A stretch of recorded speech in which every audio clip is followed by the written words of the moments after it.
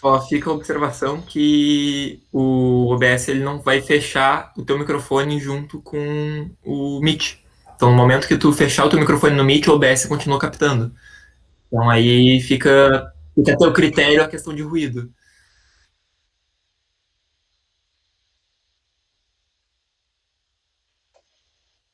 Pode configurar. Uma coisa que eu fazia, por exemplo, para gravar as aulas era configurava o mesmo atalho que o Meet usa, que seria Ctrl D ou Command D, dependendo do sistema que tu usa.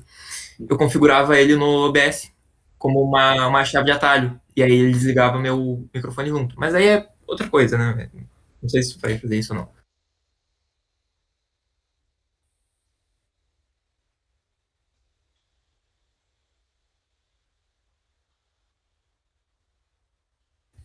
Tem.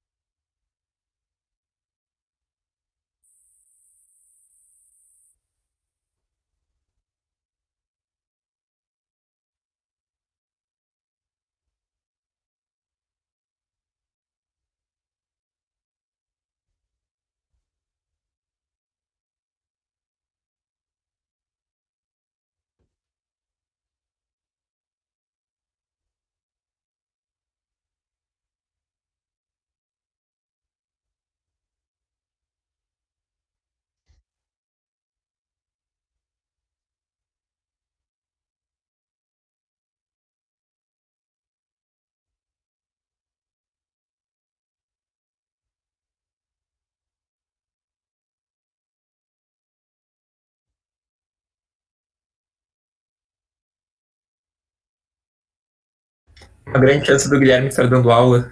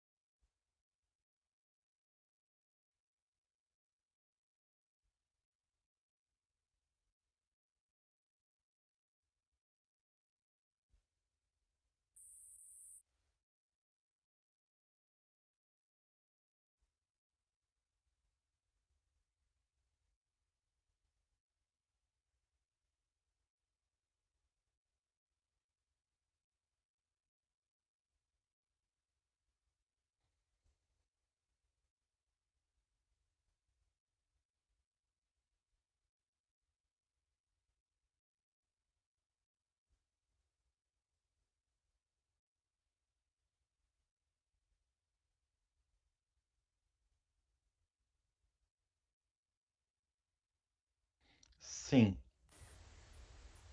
Deixa eu.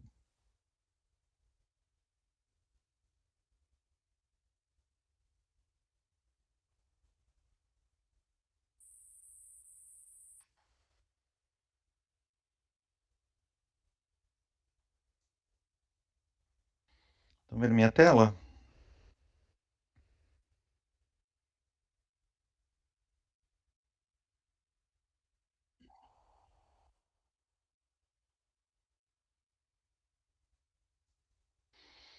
Tá. Então fazer aquela breve apresentação que você comentou primeiro, né? Meu nome é Danilo Farias de Carvalho. Eu sou orientado do professor Charles Christian Miers. Ele está aqui na sala, né? Eu faço curso de mestrado em computação aplicada. Eu sou é, eu sou pós-graduado em análise de sistemas e já trabalho há mais de 25 anos com sistemas de automação industrial, né, que é o foco por onde vou tá abordando esse nosso tema. Né? No caso, o curso é aqui na UDESC, em Joinville, Santa Catarina. Posso começar a apresentação então? Então tá. Bom, a ideia é nós estarmos falando sobre uma proposta de estudo comparativo com NB-IoT e LoRaWAN para aplicações de rede IoT privadas para automação e monitoramento de processos. Então, estamos falando aqui de duas tecnologias sem fio, que hoje é vista muito como IoT e até IIoT, mas numa visão de chão de fábrica. Então, nós temos aqui uma agenda na qual estaremos passando os itens, né? E começando por um contexto. A IoT, juntamente com tecnologias de transmissão sem fio, ele tem o potencial de mudar a sociedade de uma forma tão significativa, criando meio para um futuro há muito tempo sonhado. Aqui podemos ver a visão que se tinha em 1962 do que seria a visão de futuro e podemos ver, principalmente na pandemia, que todas essas coisas aqui já foram alcançadas, mas que isso iniciou-se lá atrás. A IoT, ou Internet das Coisas, ela pode abranger diversos ramos da sociedade, como a imagem aqui sugere, né, desde comunicação, health, carros autônomos, casas inteligentes, entre diversas outras áreas. Eu particularmente costumo dizer que ela tem uma irmã que é a indústria 4.0, que foi um termo criado na Alemanha, né, colocando uma quarta revolução industrial. A indústria 4.0 ela tem algumas características, não necessariamente uma empresa precisa ter todas essas características para ser considerada, né, como 4.0, mas muitas dessas aqui são observadas, entre elas robôs autônomos, simulações, integrações entre sistemas de diversos tipos, fabricantes e níveis, a própria internet, cybersecurity, computação em nuvem, realidade aumentada, big data, entre outros. Esses princípios da IoT estão norteados em interoperabilidade, virtualização, descentralização, capacidade em tempo real, orientação a serviço e modularidade. Falando especificamente da automação industrial, existem alguns requisitos usuais, que são a taxa de transferência, uma comunicação isócrona, baixa latência, alta disponibilidade, baixo custo de aquisição e manutenção, isso é um ponto muito observado, e um alto MTBF, que é um KPI, né, uma unidade que mede o tempo entre falhas. Né? Quanto maior, melhor. A automação industrial, segundo a ISA 95, e essa é uma imagem muito utilizada dentro do pessoal de automação, a informática industrial, ou automação, ou o chão de fábrica, essa TI, ela é dividida em diversos níveis, e é usada essa nomenclatura, nível 0, nível 1, nível 2, nível 3, no qual a informática ela é dividida, nós temos uma base onde temos sensores, atuadores, dispositivos de campo, que no nível 1 nós temos um controlador lógico programável que lê e tem antigamente chamado de computador industrial, ele tem uma inteligência, mas é um dispositivo próprio para chão de fábrica, que comunica com sistemas chamados de controle nível 2, que possuem computadores, SDCDs, CNCs, etc., sistemas supervisórios. O nível 3 de supervisão ou gestão da produção. Nível 4 é o ERP, que é muito difundido. Nível 5, BI. E podemos perceber que entre cada nível podemos possuir protocolos diferentes de comunicação. Profissionalmente, eu estou aqui entre essa faixa, aquilo que liga o nível 1, que são os sensores e atuadores, até nível de supervisão e tudo isso fazendo interface. Dentro das redes industriais, a adoção de tecnologia sem fio, ela pode trazer benefícios, como intensificar a velocidade de produção, uso pleno de tecnologias, como, por exemplo, realidade aumentada, né, que pode possibilitar a otimização de espaços físicos, inclusive quando se faz uma inspeção em campo. Né? Você pode, por exemplo, olhar com um óculos ou um outro dispositivo, um equipamento, e quando você está olhando para esse equipamento, várias características estão sendo mostrado dentro de uma tela, de um óculos, etc. As principais tecnologias sem fio e que estão em evidência hoje em dia, né? A própria 802.11, que é conhecida como a Wi-Fi, a BLE, Zigbee, Sigfox, LoRaWAN, LTE, NB-IoT e o nosso futuro de Brasil, o 5G. Cada uma possui características de se são compliances com 3GPP ou não, área de cobertura, espectro, largura de banda, preço e tudo mais. Dentro dessas principais tecnologias, nós, olhando essas tabelas, nós elencamos LoRaWAN e NB-IoT para podermos estar discutindo. Tá? Algumas delas vou mostrar mais para frente porque foram excluídas. Tá? Mas, normalmente, em função de distância, latência, custo ou facilidade de implantação. E 5G, que é uma grande promessa para o futuro, ainda não é uma realidade para o Brasil. Dentro disso, podemos falar sobre as LPWANs, né, que é um termo genérico para um grupo de tecnologias que permite comunicação de longa distância com um baixo custo e reduzido consumo de energia. Se nós pegarmos aquela tabela e transpusermos ela para cá e avaliarmos alcance e largura requerida, né, nós vamos perceber que as tecnologias mais tradicionais, ela necessita de uma largura de banda mais alta, mas, em contrapartida, eu tenho um menor alcance.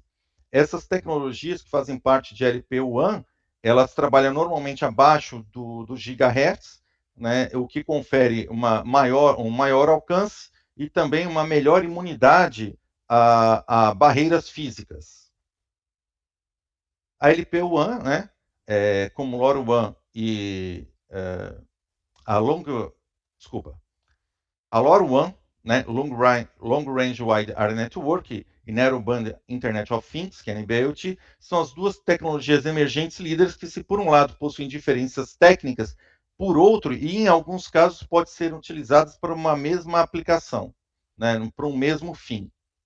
A LoRaWAN é o nome dado ao protocolo que define essa arquitetura, baseado em parâmetros da comunicação da tecnologia LoRa. Ela pertence à LoRa Alliance, ela não faz parte do 3GPP, que é um consórcio do qual se coloca muito padronização dentro das empresas de comunicação, de equipamentos e dispositivos, né? Mas ela também possibilita uma integração entre diversas áreas diferentes a grandes distâncias. A NB-IoT geralmente é usada em ambientes em que a conectividade celular ou a Wi-Fi pode não funcionar de forma satisfatória, também por causa de interferências físicas, estruturas metálicas, entre outras, né? Como ela usa uma estrutura LTE, ela possui aderência às futuras redes 5G conforme a 3GPP. Então, o que acontece? Quem usar a NB-IoT pode ter uma infraestrutura que depois terá um salto menor para a adoção da 5G. A NB-IoT ela necessita de operação junto de um contrato, né? Precisa da parceria junto com as operadoras de telefonia. O ambiente no qual iremos realizar esse estudo, né, do qual começamos esse estudo, é ArcelorMittal Vega, que é uma usina siderúrgica que fica em São Francisco do Sul, faz parte de um dos maiores grupos siderúrgicos do mundo, produz 1.600.000 toneladas de aço e que estamos numa fase de expansão no qual aumentaremos essa produção em 35%. Então teremos novas linhas, né? Então nós teremos uma seguinte situação que é importante pontuar. Nós temos linhas antigas com em torno de 20 anos, do qual terá comunicação com linhas extremamente novas. Como é que podemos fazer essa integração dessas linhas? Existe uma forma? Como é que isso trabalha com sistemas legados? Aí fizemos uma análise dentro de todos os sistemas de automação existentes, comparamos com uma definição de uma tabela, né, da qual foi separado em quatro níveis, como controle de movimento, robôs, painéis e controles móveis, automação e monitoramento de processo. Cada um aqui tem uma subdivisão e tem algumas características que são importantes. Confrontamos todos os dispositivos de automação, inclusive os chamados auxiliares, a essa tabela, né?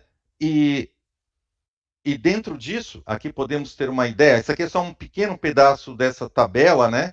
E podemos ver que a maioria delas bateu com dentro daquela categorização como automação e monitoramento de processo. Como ela foi a que mais apareceu, é aquela que nós iremos trabalhar. Dentro desse agrupamento foram identificados 23 tipos de sistemas diferentes de automação.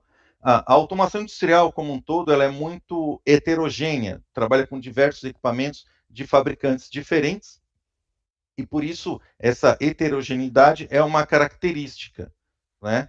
Então, foi abordada a visão de automação industrial, onde algumas delas é disponibilidade na ordem de 99%, um scan na ordem de 50 milissegundos e um elevado número de dispositivos por quilômetro quadrado. Isso aqui faz parte dessa categoria aqui, onde a maioria foi inclusa, né?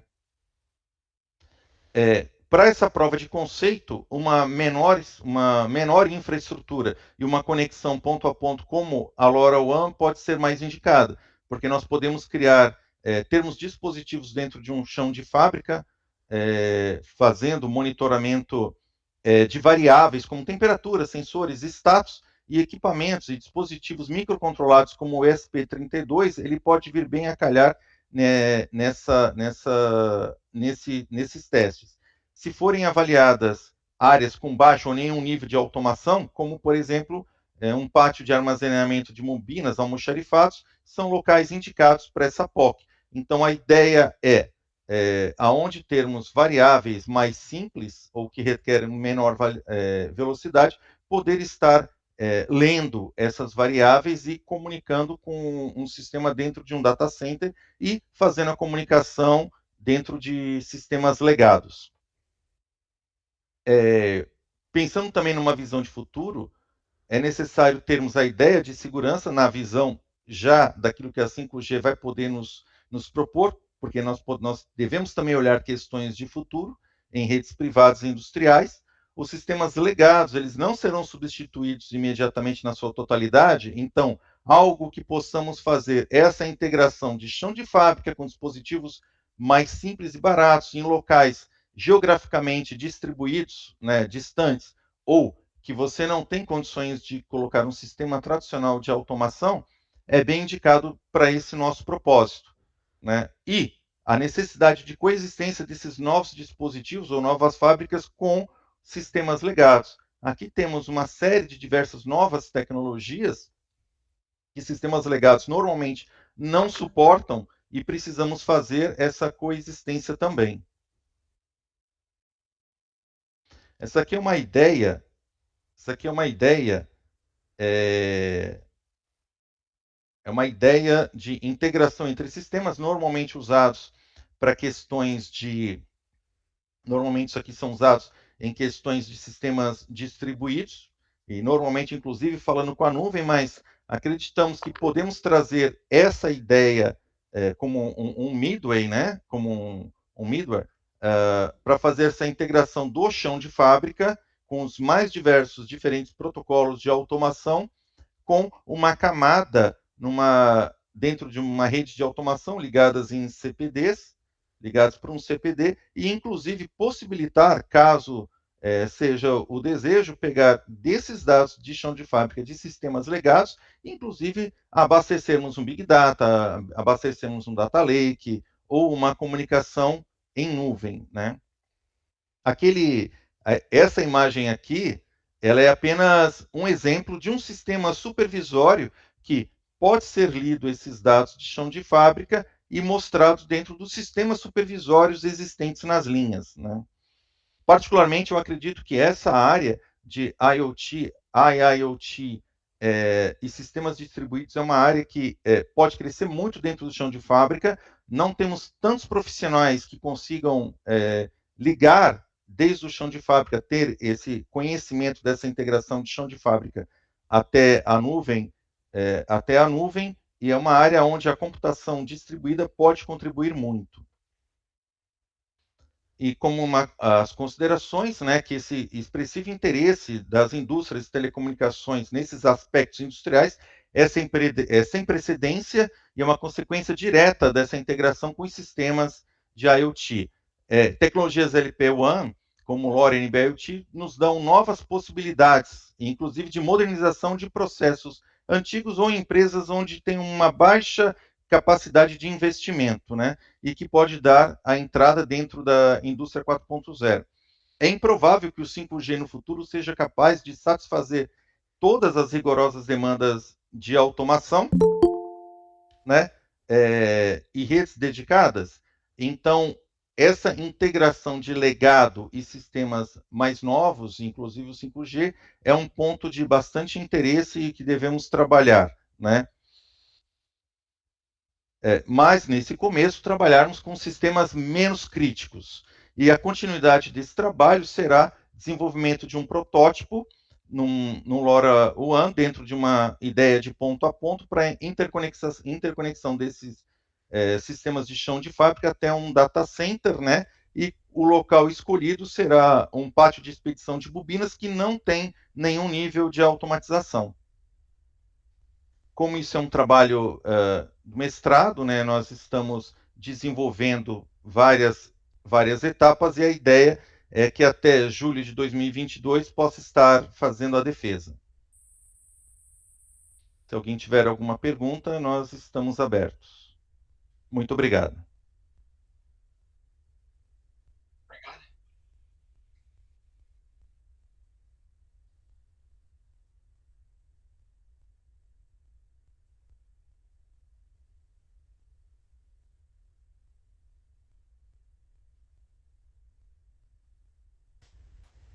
Assim, eu falo muito, cara, e os 15 minutos para mim é um grande desafio. Então, sobre esse tema, poderia ficar horas conversando e até vai haverá uma palestra amanhã à noite sobre LoRaWAN, né? Então, assim, é muito interessante e eu tenho como diria minha esposa, eu tenho meus Legos lá em casa para ficar montando essas coisas de IoT, mas sempre fui doido para ligar esses caras dentro do chão de fábrica, né?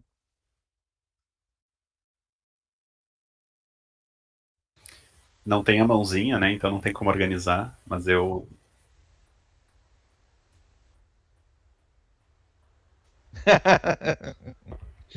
posso fazer uma pergunta. Eu quero fazer uma pergunta. Então, muito bacana o teu trabalho. Eu gosto bastante também dessa área. Então, eu acho que uma das primeiras apresentações de LoRaWAN que a gente teve na escola foi em 2016, que foi no Senac. Acho que teve uma apresentação de LoRaWAN. Desde então é uma tecnologia também que eu gosto bastante. Então é legal ver os temas aparecendo novamente enfim, isso é uma coisa que mostra o quão importante também é a escola, fazendo aqui uma pequena propaganda também da escola, né? De por que participar dela todos os anos. Na verdade, E desculpa, só te cortando, isso aí me despertou bastante por causa de uma matéria de IoT no mestrado com a professora Janine. E é importante também destacar que muitos desses equipamentos hoje estão mais fáceis, né? Lá em 2018, por exemplo, nós não tínhamos aqueles SP32, que hoje é fácil de você encontrar, com o LoRa já embutido dentro da frequência do Brasil, que é outra coisa que é importante que não pode ser esquecido, né? sim, com certeza.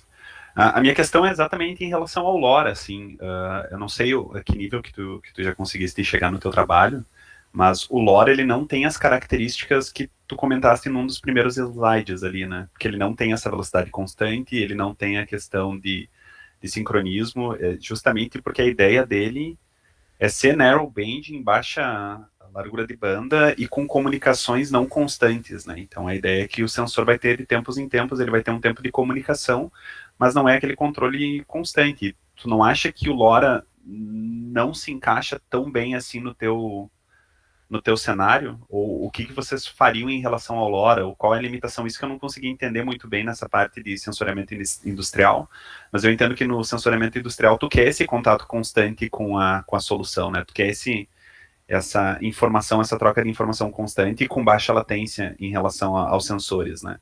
Que eu acho que não sei se não escapa um pouco da questão do LoRa.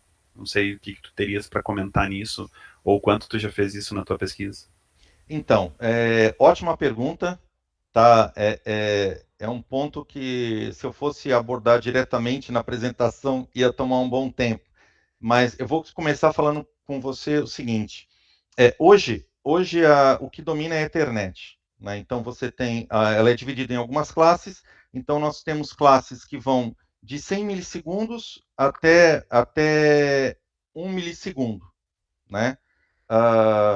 Só que o próprio pessoal que trabalha com automação muitas vezes fica muito viciado nas questões de CLP, cartões analógicos, digitais, coisa e tal, e muitas vezes, eu posso te dar um exemplo prático, em altos fornos, ou altos fornos em indústrias siderúrgicas, ou em fornos, como por exemplo nós temos aqui, que é da ordem de 1000 graus, esses cartões analógicos, normalmente de CLPs, é quase que você jogar um investimento alto para uma coisa que altera em minutos, né?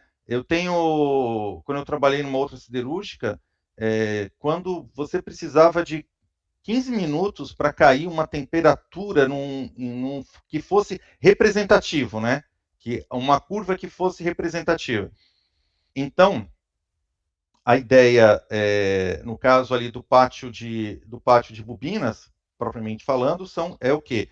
São variáveis, começando com variáveis que são lentas, como temperatura, pressão, posicionamento no campo, algo que não tem um requisito muito grande de velocidade. Normalmente o próprio pessoal de automação fica muito em cima disso, só que quando você usa um historiador dentro de automação, algumas variáveis são na ordem de 1 segundo, 5 segundos, 1 minuto. Então, começando a abordar, isso é uma POC que será desenvolvida, né? É uma POC que será desenvolvida por esse tipo de processo, tá?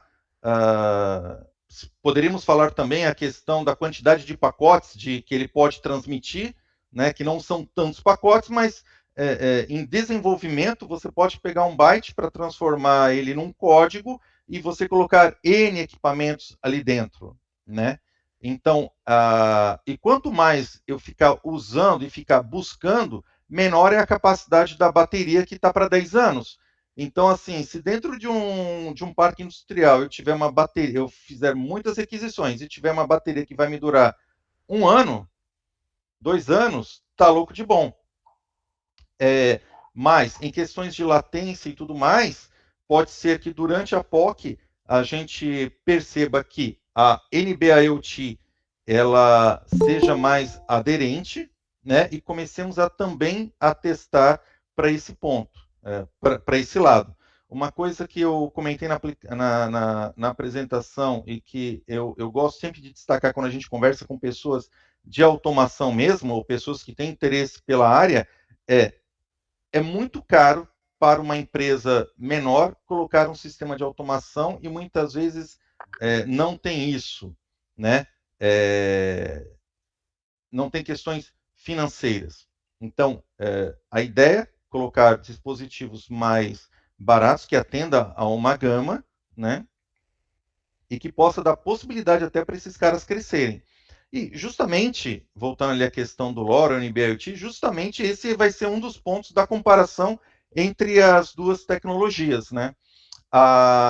Começando pela LoRa, talvez eu tenha destacado a LoRa porque é a que eu vou começar, é aquela que você tem você consegue desenvolver rápido, testar rápido e errar rápido, né? Para poder fazer um MVP, né? Mais ágil. Normalmente, IoT você tem essa questão de parceria com as operadoras, inclusive a empresa que eu trabalho, na unidade que fica em Vitória, eles estão em negociação com a Claro, que é a operadora corporativa, para poder fazermos num pátio bem distante, onde fibra ótica é caro, onde tudo é caro para passar, né, questão de quilômetros, a utilização da NB-IoT. E aí eu já estou me informando, já estou com a pessoa que vai conduzir isso aí, assim, já em conversas, para eu poder fazer visitas, para eu poder conhecer e, de repente, participar do processo também. Bacana.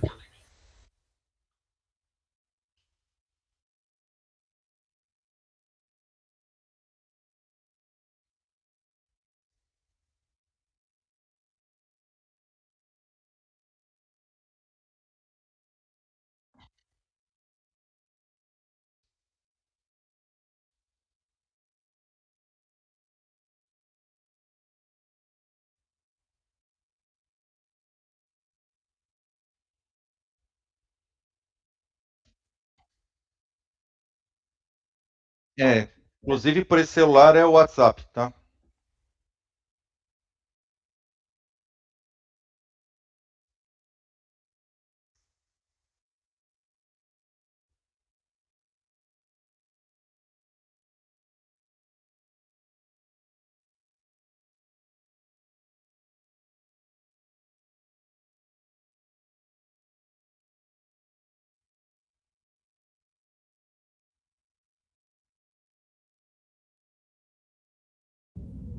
Isso.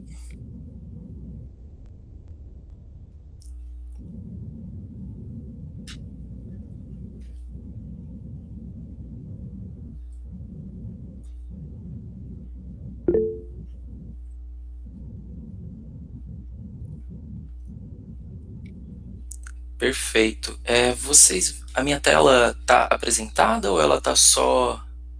ela ainda tá no... Beleza. Só vou apresentar de outra forma aqui então, porque por uma janela eu acho que ele dá esse bugzinho aí.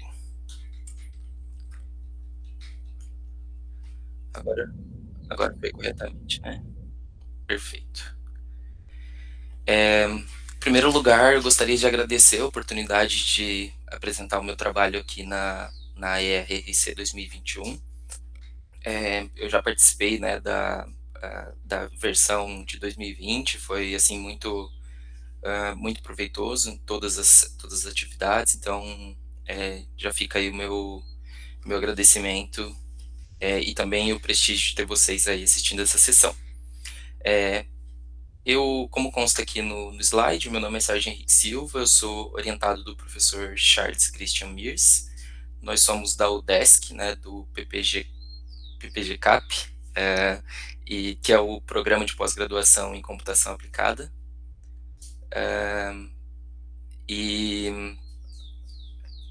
Então, na verdade, eu sou formado em Tecnologia em Sistemas para a Internet, né, no Instituto Federal Catarinense. Me formei em 2017. Tenho algumas experiências tanto na área de desenvolvimento e alguma experiência, né, em IoT também. Eu sou mestrando ali do programa na UDESC desde julho de 2020, então estou completando aí um pouquinho mais de um ano. E, enfim, tem interesses gerais em segurança, IoT, entre outros tópicos. Então, se alguém tiver também, né, algum interesse em comum, alguma coisa e quiser conversar, no fim da sessão eu vou deixar os meus contatos.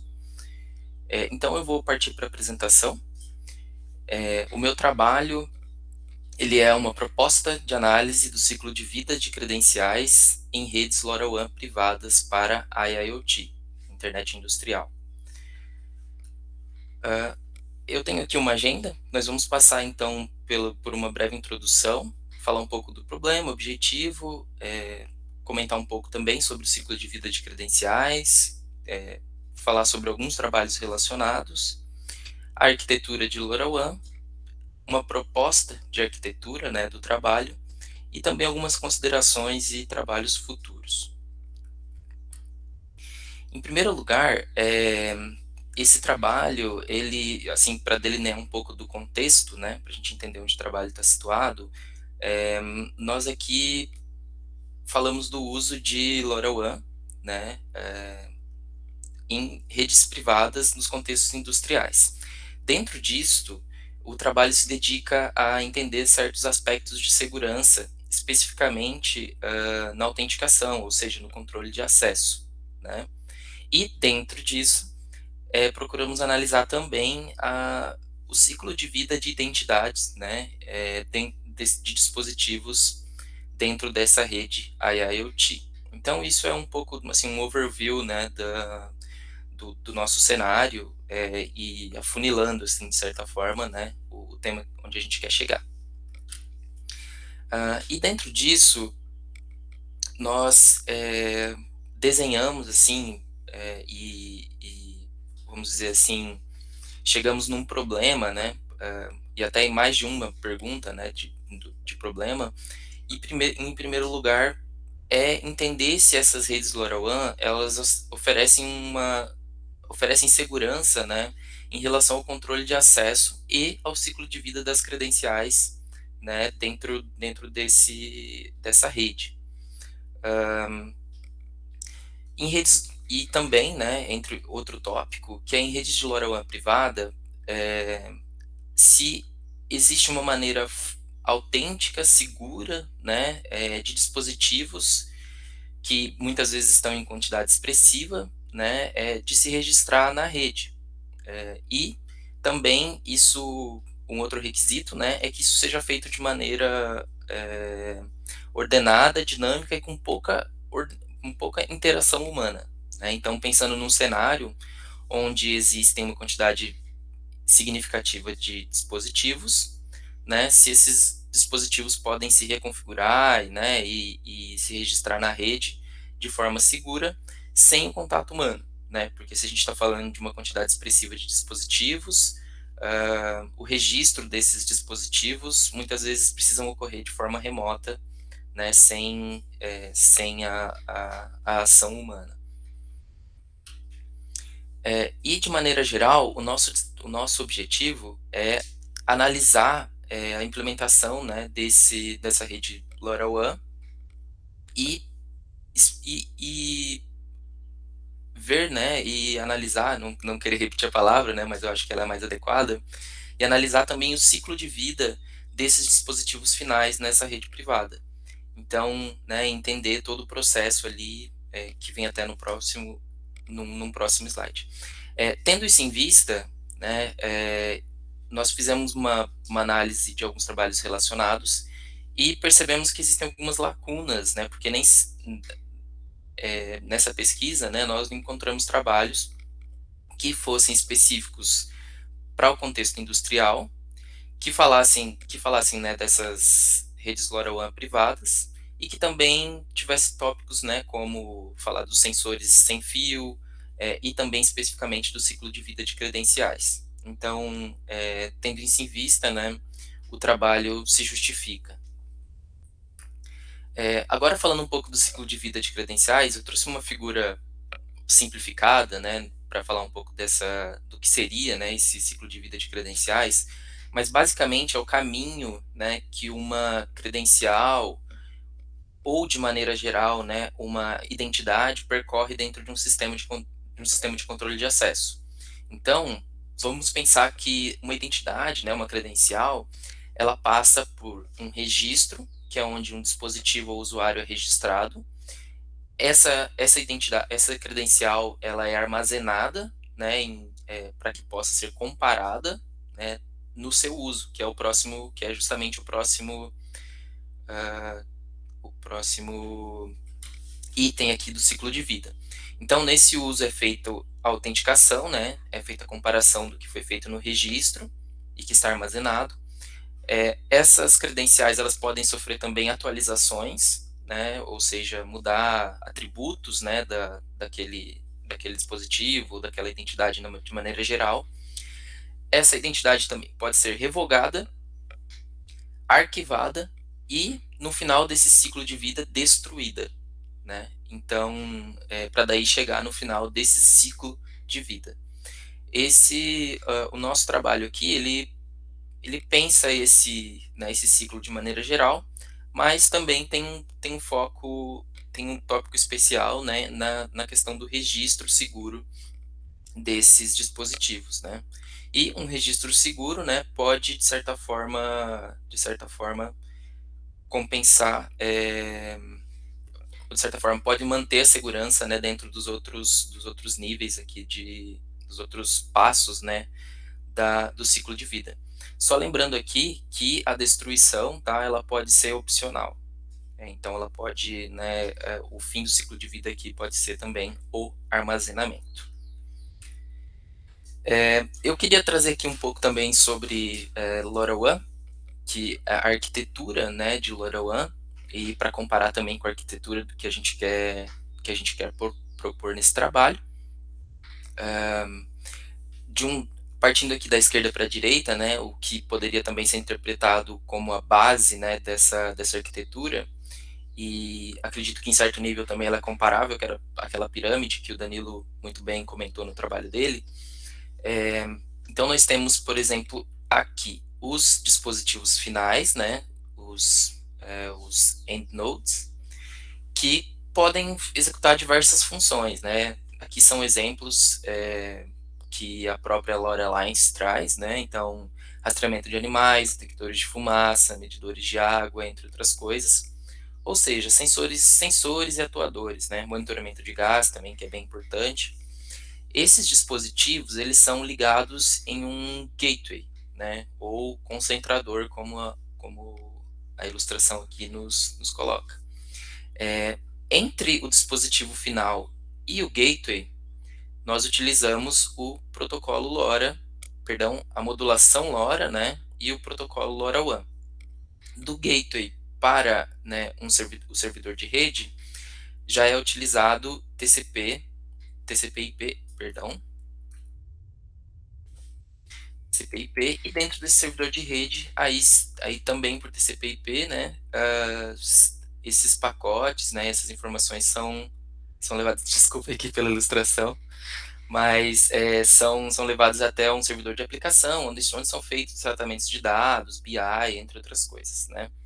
Então, se nós, aqui dentro da nossa arquitetura, né, nós propomos que os dispositivos de IoT, os dispositivos finais, né, os dispositivos que são sensores ou atuadores, etc., né, eles sejam credenciados, né, e geridos de maneira que a sua autenticação, o seu credenciamento, né, seja seguro para os outros níveis da rede. Então, esse ícone aqui, ele representa que até nesse nível aqui, desse nível para frente, é onde nós queremos implementar, né, e entender como é que é feito o gerenciamento de credenciais, né, e autenticação, de modo, né, que a gente possa atestar a segurança e, enfim, até propor melhoras nesse processo. E aqui eu também eu quero demonstrar, né, que essa zona seria uma zona segura, já com os dispositivos credenciados de maneira segura, e que, né, pode fazer essas outras operações, né, coleta de informações, disparo de atuadores e etc. Eu também, eu aqui já gostaria de falar um pouco dos nossos trabalhos futuros, né, com o que nós já temos hoje, nós percebemos a necessidade de gerenciar essas credenciais, porque justamente para mitigar, né, problemas conhecidos já de dispositivos, né.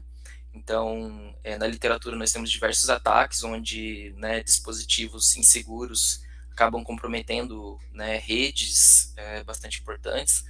Eu acredito, se não me falha em memória, em 2017 teve um ataque bastante significativo nesse sentido, que acabou afetando operadoras de cartão de crédito, etc.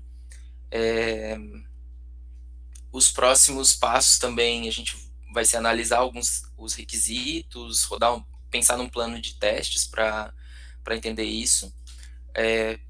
Considera-se a oportunidade aí de criar um esquema LDAP para fazer a versão inicial do protótipo, e também vão ser feitas melhorias nesse protótipo até a implantação num cenário real controlado numa empresa parceira.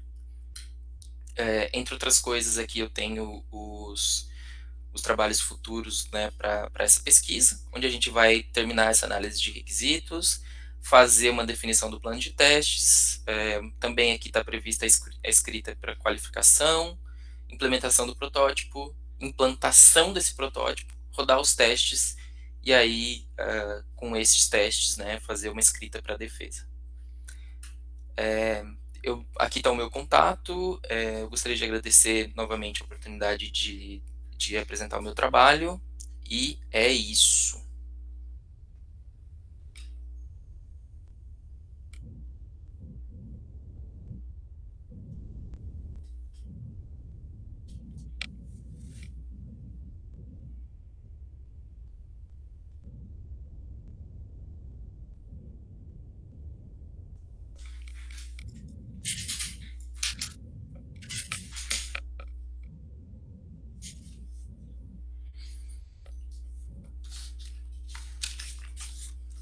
Juliana, acho que a gente pode falar também se o pessoal, eles podem escrever as perguntas no chat também, se o pessoal não quiser perguntar, não tiver com no microfone, podem anotar ali no chat, que também vai sendo lido aqui.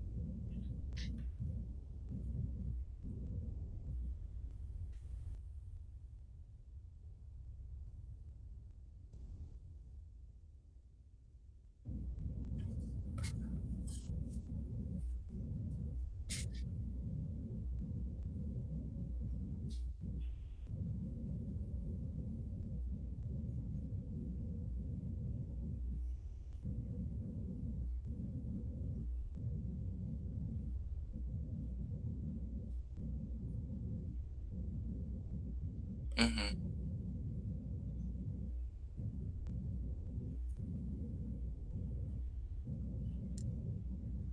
uhum.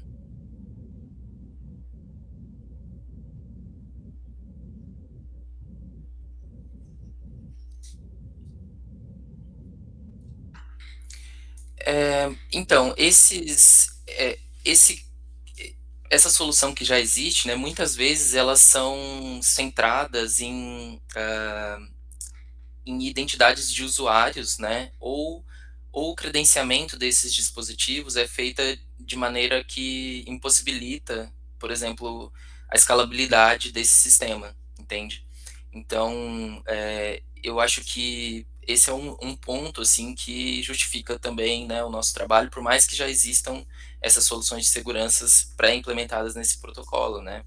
Então, eu acho que esse é o principal ponto, assim, né?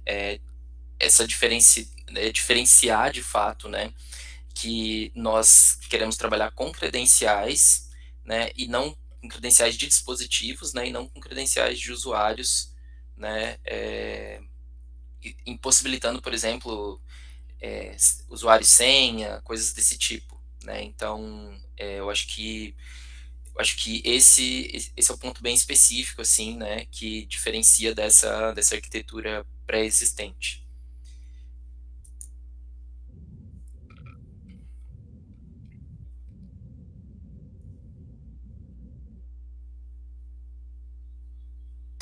Eu teria uma pergunta, mas é mais a respeito da tecnologia do que sobre o trabalho em si.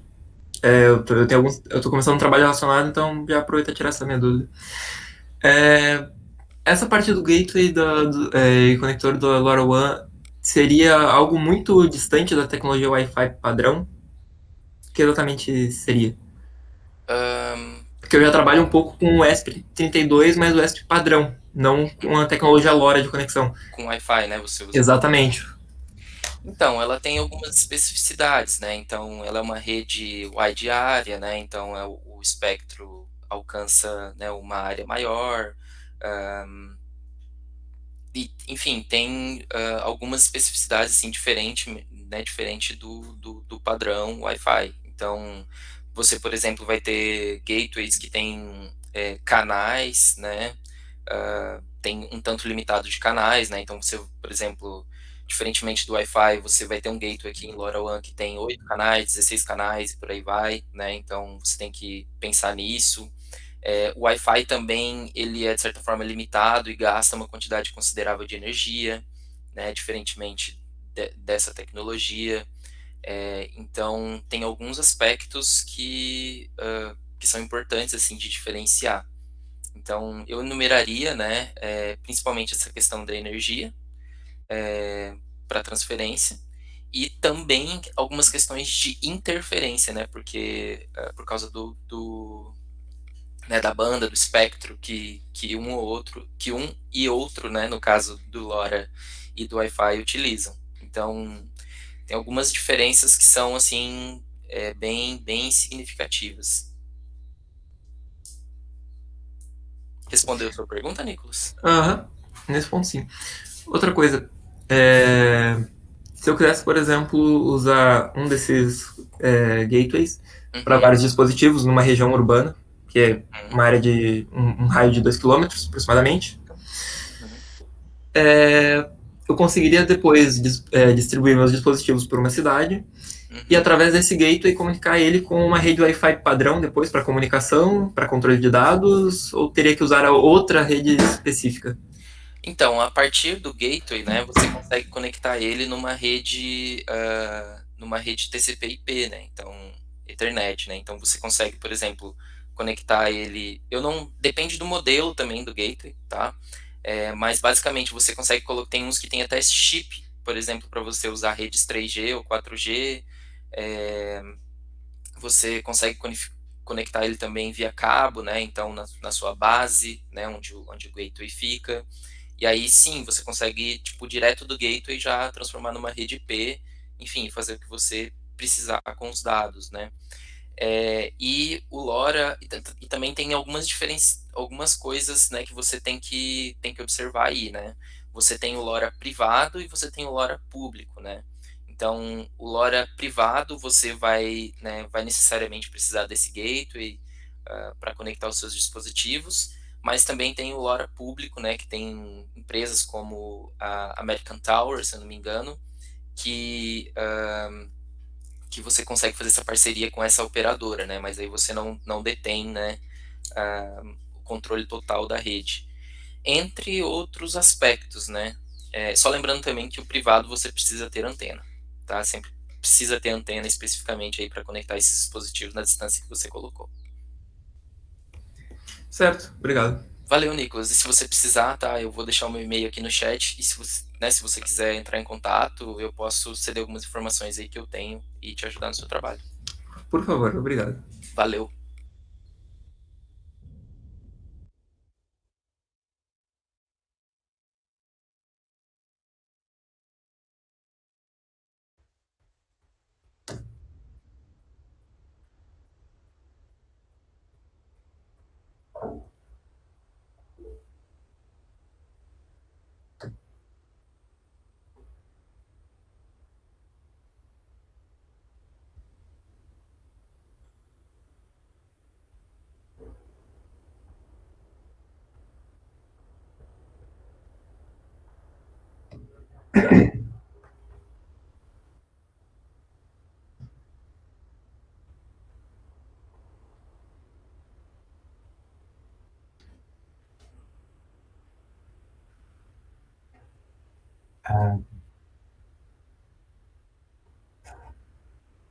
Tá, beleza. Bom, eu sou Ronaldo Canoff, né? Eu sou aluno do programa de pós-graduação em Engenharia de Software da Unipampa, lá no campus Alegrete.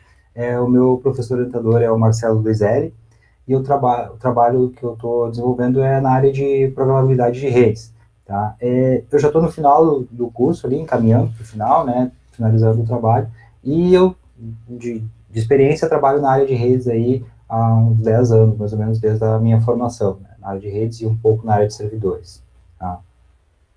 Então, sobre o trabalho, né, eu vou falar sobre o impacto da programabilidade no plano de dados em Smart NICs, tá?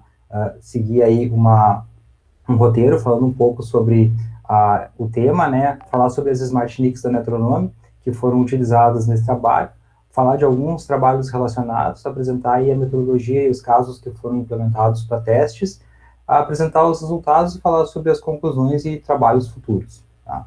Então, inicialmente, né, redes de computadores, de um modo geral, são formadas por uma grande quantidade de dispositivos, né? Boa parte deles são switches, né, responsáveis pelo encaminhamento dos pacotes.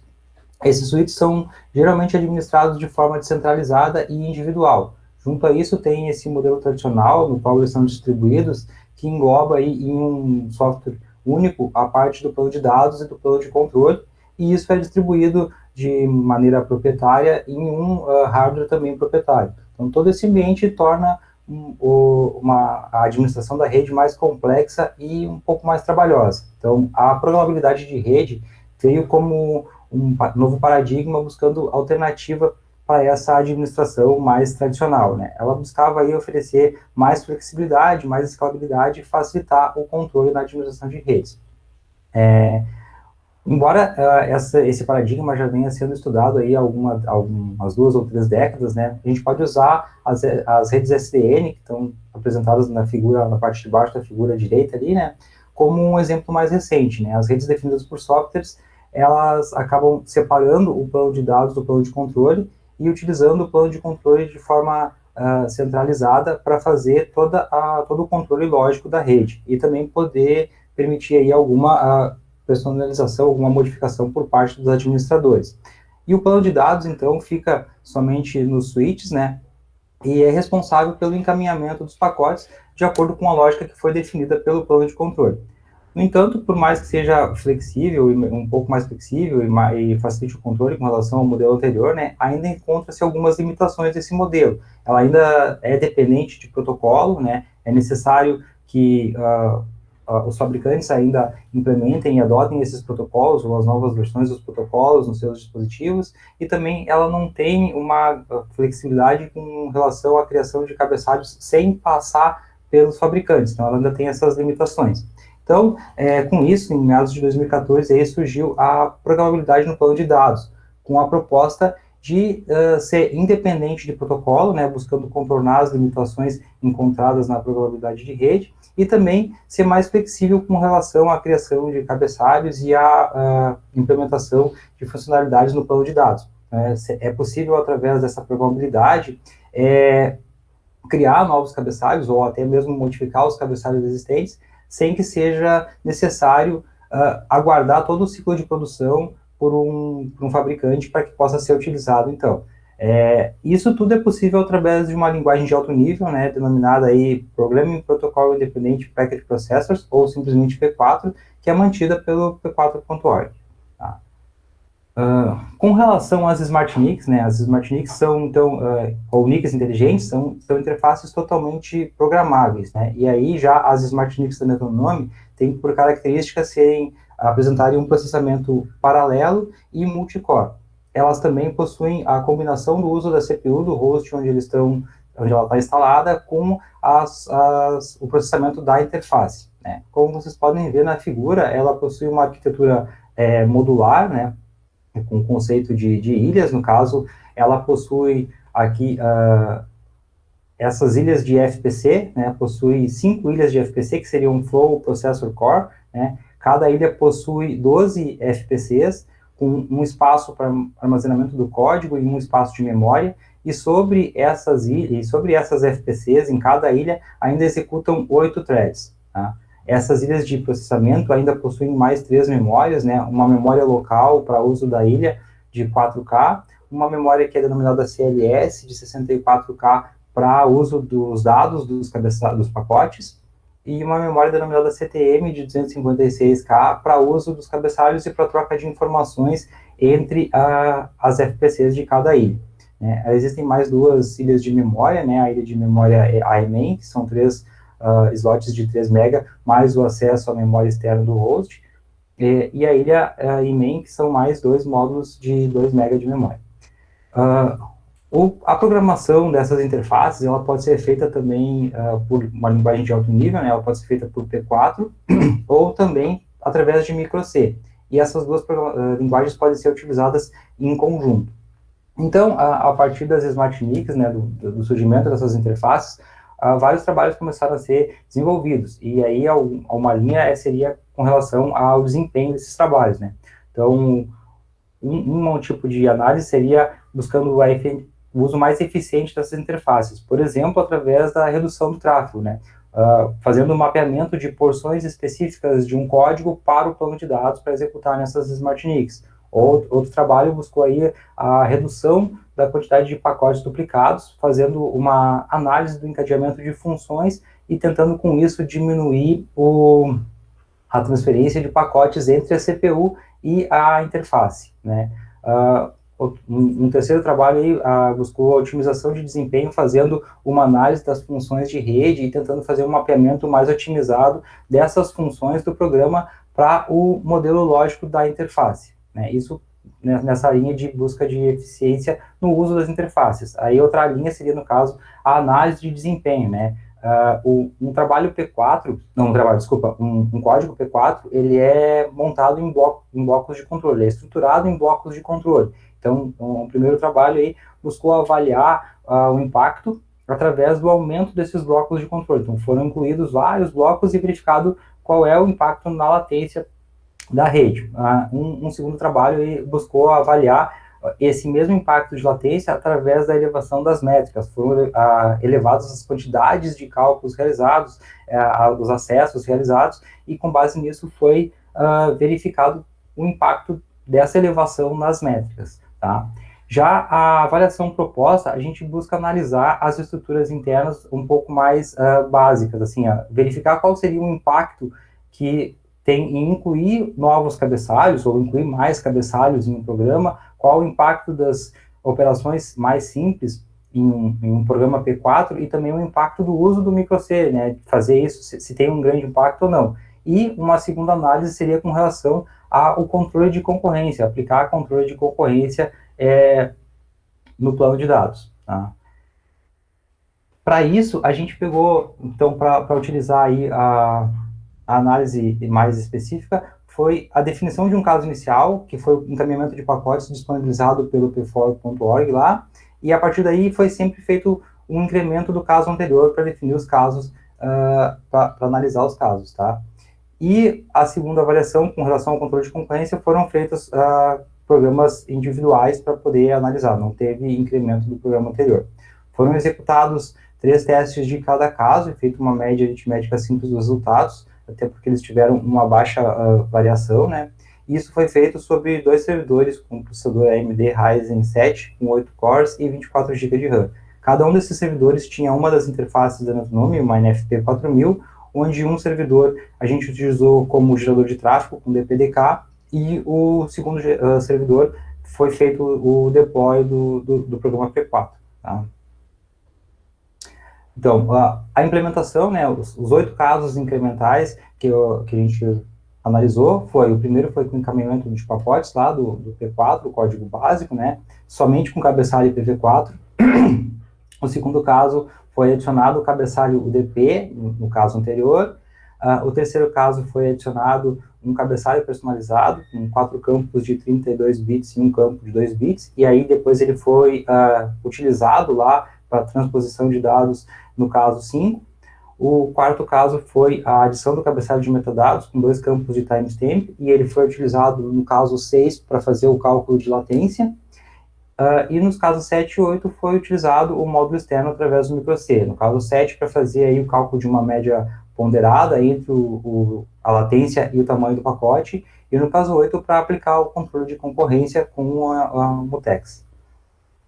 As avaliações de controle de concorrência foram todas feitas em microC, né, foram 6 casos, né, com 2 tipos de implementação, o Mutex, no caso 8, que foi através de uma biblioteca da própria Netronome, e o caso 11, o semáforo, que foi desenvolvido por nós para fazer essa avaliação. Aí, os outros casos, né, foi uma tentativa de melhorar, de diminuir a degradação, né, aplicando o bloqueio em intervalos maiores, a cada 5 ou 100 pacotes, tanto para o Mutex quanto para o semáforo. Tá? Bom, passando para os resultados, então, né, aqui tem os resultados dos casos incrementais. As barras em azul ali demonstram a porcentagem da degradação com relação sempre ao caso anterior, e as barras em vermelho demonstram a degradação com relação ao caso 1, ao caso inicial, então seria uma degradação acumulada, né? Então, com isso a gente pode perceber que nos casos 2, 3 e 4 ali, onde só foram realizadas inclusões de cabeçalhos, a degradação é muito pequena. Ela existe, mas ela é pequena com relação ao caso anterior. Já nos casos 5 e 6, onde foi incluído o processamento, essa degradação no encaminhamento de pacotes era muito mais elevada. No caso 5 ali, foi feito somente a inicialização de um campo daquele cabeçalho personalizado que nós criamos, para transpor a informação do bloco de entrada para o bloco de saída, e isso já causou uma degradação de 15% aí com relação ao caso anterior. E foi maior ainda quando a gente fez o cálculo de latência ali, usando o cabeçalho de metadados, né, que foram os 2 campos de timestamp, no caso 6 ali, uma degradação bem elevada, simplesmente por fazer o cálculo de latência, tá? Nos casos 7 e 8, onde foi usado o módulo externo, o impacto não foi tão grande quanto se imaginava, pelo fato de se usar um módulo externo, né? Então, no caso 7, foi feito o cálculo de uma média ponderada, usando o microC, então ele teve uma degradação não tão elevada, e menor ainda no caso 8, onde a gente utilizou o bloqueio, né? No caso, o Mutec, ele bloqueia todos os pacotes, até em cada pacote ali, ocorre o bloqueio para poder fazer o cálculo dessa média ponderada. Tá? Com relação aos casos de concorrência, né, o caso 8, que é o Mutec, e o caso 11, que é o semáforo, né, a gente pode perceber que não teve uma grande diferença, uma diferença aí de 0,6% no uso de um com relação ao outro, né. E nos casos onde a gente tentou diminuir a implementação, o uso do bloqueio, ao invés de diminuir a degradação, o caso ela aumentou, passou de 50% em todos esses casos aí, a degradação de pacotes.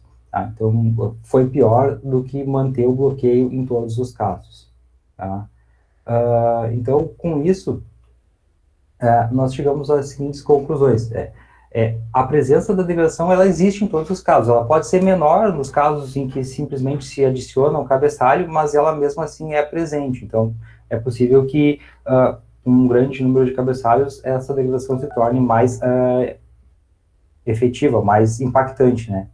E o impacto no processamento, ele é maior no plano de dados do que com o uso de um módulo externo, provavelmente pelo fato do P4 ele ser mapeado para um microC para ser implementado na interface, né? Então, nesse mapeamento se perde algum poder de processamento, tá?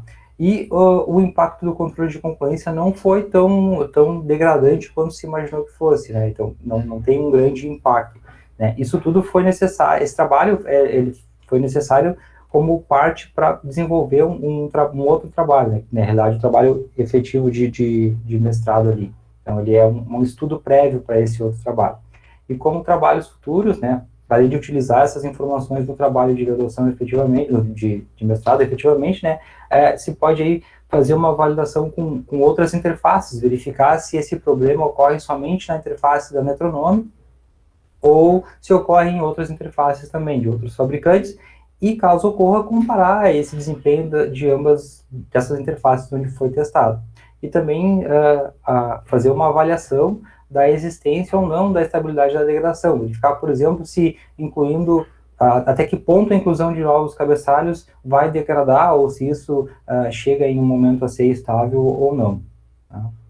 Então, estou aberto aí a dúvidas ou sugestões, críticas.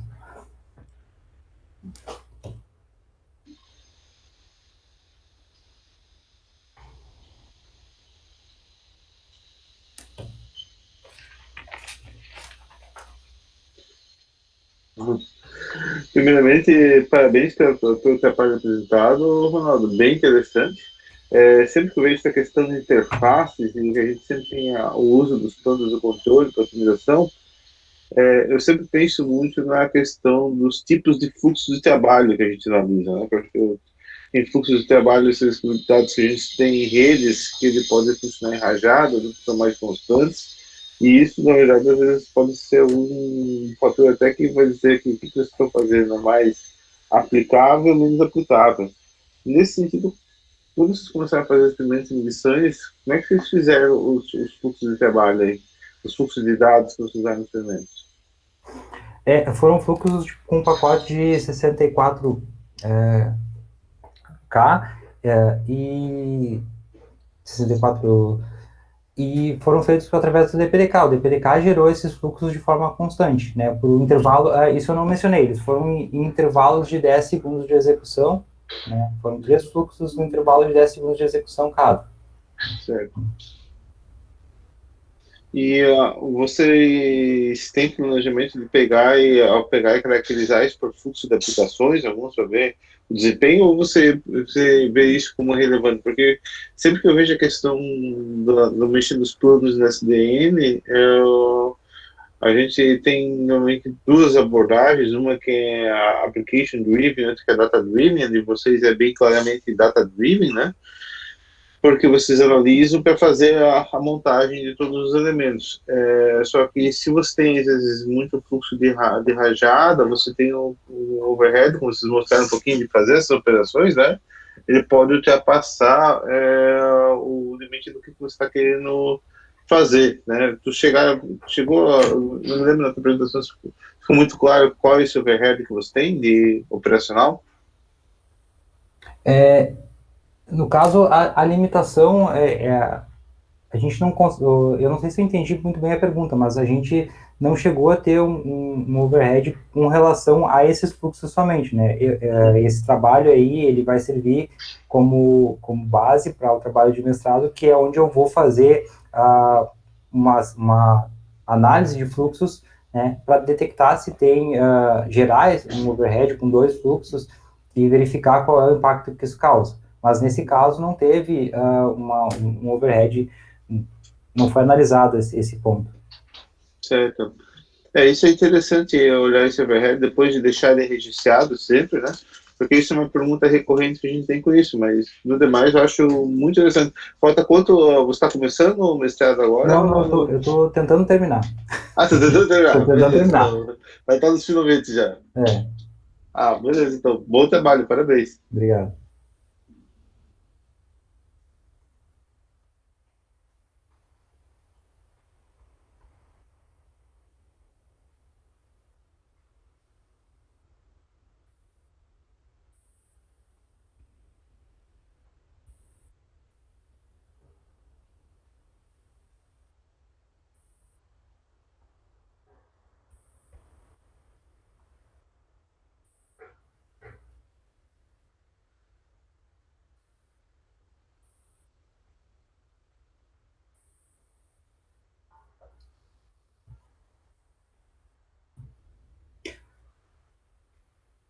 Sim, esse controle foi feito justamente porque ele vai ser usado no trabalho, essa avaliação da concorrência ela vai ser usada no futuro no trabalho de graduação. No caso com o P4, no ambiente que a gente está utilizando, eu não consigo, a quantidade de dados é muito grande gerada pelo DPDK ali, né, e então eu não consigo fazer no P4 um cálculo de média. Vai ser feita uma média, a intenção é fazer uma média ponderada de cada pacote e com isso fazer uma média histórica para tentar avaliar quando ocorrerem grandes variações na rede, tentar identificar fluxos anômalos na rede, né? Então, no P4 somente eu não consigo fazer isso, e no microC, por mais que seja mais rápido, eu também não consigo fazer isso porque ocorre o processamento em vários FPCs ali, né? Então, cada pacote ele vai ser processado por uma FPC e por uma ilha, então ele vai todo em paralelo e eu não consigo chegar numa média histórica exata ou válida, assim. Então, eu preciso tratar pacote por pacote para poder calcular exatamente a média correta, senão eu não consigo. Isso. E aí, exatamente. É.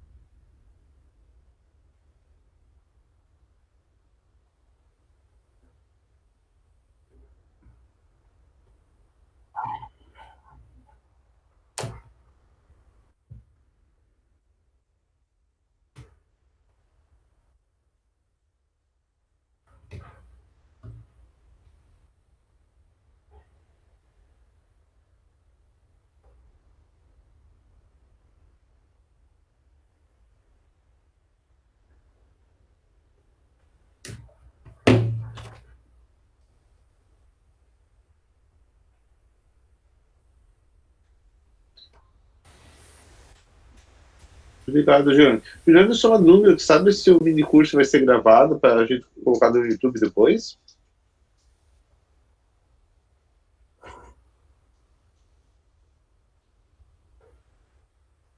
Tá. Se o pessoal quiser ter acesso ou mudar o nome do canal do YouTube do anterior, eu tenho acesso, eu posso dar acesso para as pessoas lá. Uhum.